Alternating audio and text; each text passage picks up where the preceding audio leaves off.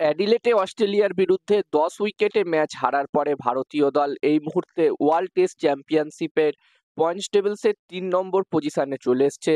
যেখানে বন্ধুরা প্রথম ম্যাচটি যখন পার্থে অস্ট্রেলিয়ার বিরুদ্ধে ভারতীয় টিম জিতেছিল, তখন ভারতীয় টিম পয়েন্টস টেবিলসের ওয়ার্ল্ড টেস্ট চ্যাম্পিয়নশিপের পয়েন্টস টেবিলসের একদম টপে ১ নম্বর পজিশনে ছিল। তবে অ্যাডিলেটে অস্ট্রেলিয়ার বিরুদ্ধে পিঙ্ক বল টেস্ট ম্যাচ হারার ফলে ভারতীয় টিম এখানে একদম ১ নম্বর থেকে ৩ নম্বর পজিশনে চলে এসছে।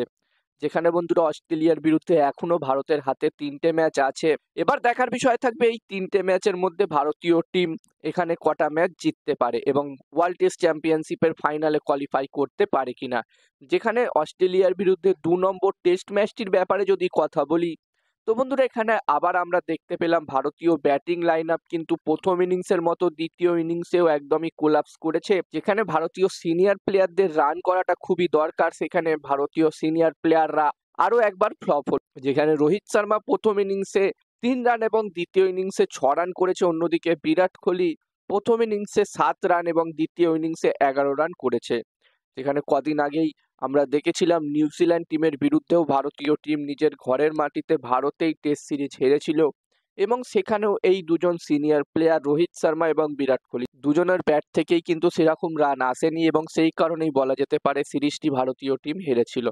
যদিও অস্ট্রেলিয়ার বিরুদ্ধে এখনো ৩টে ম্যাচ ভারতের হাতে আছে এবং দেখার বিষয় থাকবে এখানে রোহিত শর্মা এবং বিরাট কোহলি তাদের ফর্ম ফিরে পায় কিনা। যেখানে ১৪ তারিখ থেকে তৃতীয় টেস্ট ম্যাচটি শুরু হতে চলেছে এবং তৃতীয় ম্যাচটি হবে ব্রিসবেনে এবং শেষ দুটো টেস্ট ম্যাচের জন্য মোহাম্মদ শামিও ভারতীয় দলে যোগ দিতে চলেছে।